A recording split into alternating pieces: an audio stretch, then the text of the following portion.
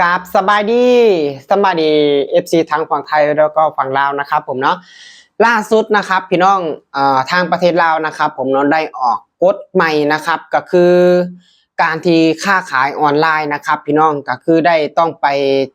จดนะครับไปจดทะเบียนนะพี่น้องหรือว่าถ้าเป็นทางประเทศไทยก็จะเป็นขึ้นเป็นอาจจะแบบขึ้นเป็นบริษัทบ่อย่างประมาณนี้แหละครับพี่น้องนะครับผมเนาะก็คือรัฐมนตรีกระทรวงนะครับพี่น้องรัฐมนตรีกระทรวงนะครับอุตสาหกรรมและการค้านะครับการค้าขายออนไลน์นะพี่น้องนี่คือการค้าขายออนไลน์นะขนาดว่าบริตั้งร้านนะพี่น้องขนาดว่าบริตั้งร้านนะการค้าขายออนไลน์โดยบ่แจ้งขึ้นทะเบียนและบ่ได้รับอนุญาตพี่น้องจะถูกปรับใหม่ในราคา5 ล้านกีบพี่น้องต่อครั้งโอ้พี่น้องเอ้ยคือสิมาขูดฮีดกันคักแท้พร้อมกล่าวเตือนศึกษาอบรมและเหตุบทบันทึกต่อขอตกลงนะครับผมเนาะด้วยการปรับไหมและการใช้มาตรการอื่นต่อผู้ละเมิดดำรัสและระเบียบการเกี่ยวกับการค้าทางอิเล็กทรอนิกส์อิเล็กทรอนิกส์เลขที่2828อควันที่11 พฤศจิกาพี่น้องปี2025คืออันนี้นะครับพี่น้องสิว่าแบบนี้นะคือประเทศอื่นนะครับกระเจ้าจะสนับสนุนนะให้ประชาชนกระเจ้าแบบหาวิธีนะครับผมเนาะทำมาหากินนะครับทำมาหากินบ่ว่าสิเป็นค้าขายออนไลน์บ่หรือว่าเฮ็ดจังใดก็ได้พี่น้องขอเพียงแต่ว่าประชาชนกระเจ้านะเนาะยกตัวอย่างซะประเทศไทยพี่น้องประเทศไทยก็เจ้าบ่ได้นั่นนะนอกจากคนที่ขายแล้วแบบขายดีพี่น้องถึงไปจดซื้อไปจดเขาเป็นบริษัทนำดอกเพื่อที่จะลดหย่อนภาษีอย่างประมาณนี้แม่นบอกพี่น้องถ้าว่าบ่ำว่าผิดก็ต้องขอโทษขออภัยนะครับผมนะหรือว่าพี่น้องนะครับขอความรู้จากพี่น้องทางฝั่งไทยนะครับขอความรู้นะครับผม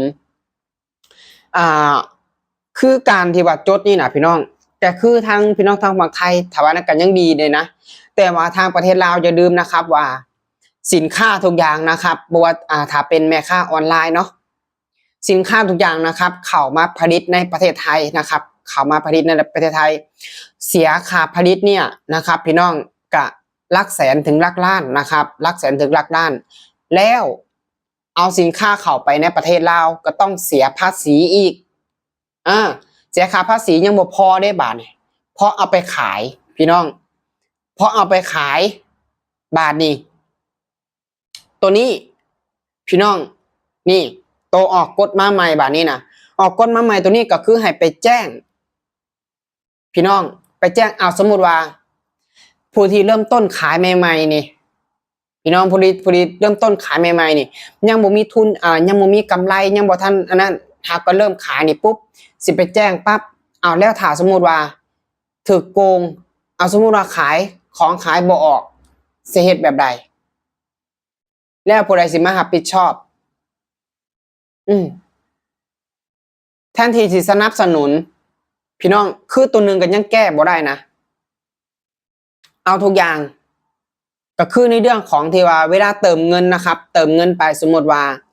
บัตรเติมเงิน10,000นะหรือว่า10,000 กีบนั่นแหละครับเติมเงินเข้าไปปุ๊บมันจะหักไป3,000 กีบนะครับ3,000 กีบก็เหลืออยู่7บ่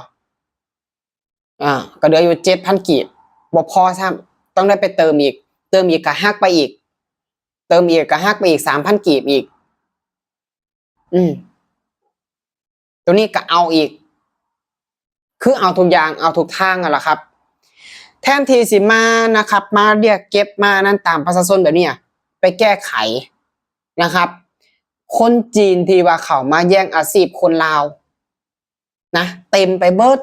ในประเทศลาวตอนนี้นะมีทุกหมู่บ้านมีหมู่บ้านใดนะครับอยู่ใกล้อยู่ไกลนะครับอยู่ศอกดีกเทิงภูเทิงเขาก็ขึ้นไปตั้ง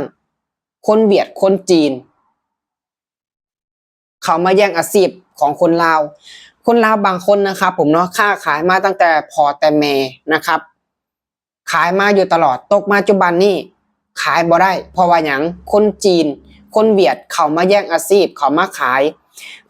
ตามราคานะครับเพราะว่าเขาหับมาจากโรงงานของเขานะเขาก็ได้ราคาที่ต่ำกว่าและเขาสามารถขายถูกกว่าแล้วคนลาวเขาเลยมาซื้อจากฝั่งไทยพี่น้องนะครับของมันก็ต้องผ่านภาษีนะครับมันก็ต้องสูงแน่แต่มันก็เป็นของที่ว่าคุณภาพนะครับของมันก็คุณภาพบ่ว่าจะเป็นสู้รสนะครับผมเนาะสู้รสของไส้ต่างๆนะครับในครัวเรือนนั่นแหละนะครับมันก็อาจสิสูงแน่แต่มันก็เป็นของที่ว่าคุณภาพของที่ว่านะครับใช้มาตั้งแต่น้อยจนใหญ่นะก็คือของจากประเทศไทยแล้วตกมาปัจจุบันนี้พี่น้องตกมาปัจจุบันนี้คนลาวพี่น้องเริ่มเจ๊งกันหมดแล้วมีแต่เวียดมีแต่จีนเป็นห้างขายเครื่องจริงใหญ่ๆนะครับตั้งอยู่ริมถนนน่ะแมนเลยส่วนน้อยสิมีคนลาวหรือว่าถ้าเป็นคนลาวก็อาจจะเป็นเอาผัวจีนนะครับมันมีแบบนี้อีดีพี่น้องนะครับแล้วบารมศิลป์มาอ่านต่อนะครับมาตราหนึ่งนะครับจุดประสงค์ขอตกลงฉบับนี้กำหนดหลักการระเบียบการและมาตรการเกี่ยวกับการปรับไหมและการนำใช้มาตรการอื่นต่อผู้ละเมิดลำดับและระเบียบการเกี่ยวกับการค้าทางอิเล็กทรอนิกส์เพื่อเป็นบอนอิงในการปรับไหมและการนำใช้มาตรการอื่นต่อผู้ละเมิดอย่างถูกต้องเข้มงวดและเป็นเอกภาพในขอบเขตทั่วประเทศเนใส่เหตุให้การเคลื่อนไหวเกี่ยวกับการค้าทางอิเล็กทรอนิกส์ให้ถูกต้องสอดคล้องตามกฎหมายและระเบียบการหับประกันปกป้องสิทธิและผลประโยชน์อันชอบธรรมของรัฐผู้ดำเนินธุรกิจและผู้สมใช้ประกอบส่วนเข้าในการพัฒนาเศรษฐกิจสังคมของชาติโอ้โหมาตรการ2นะครับการปรับไหมและการนำใช้มาตรการอื่นการปรับไหมแมนมาตรการทางด้านการเงินการปรับไหมนะครับแมนมาตรการในด้านการเงินที่นำใช้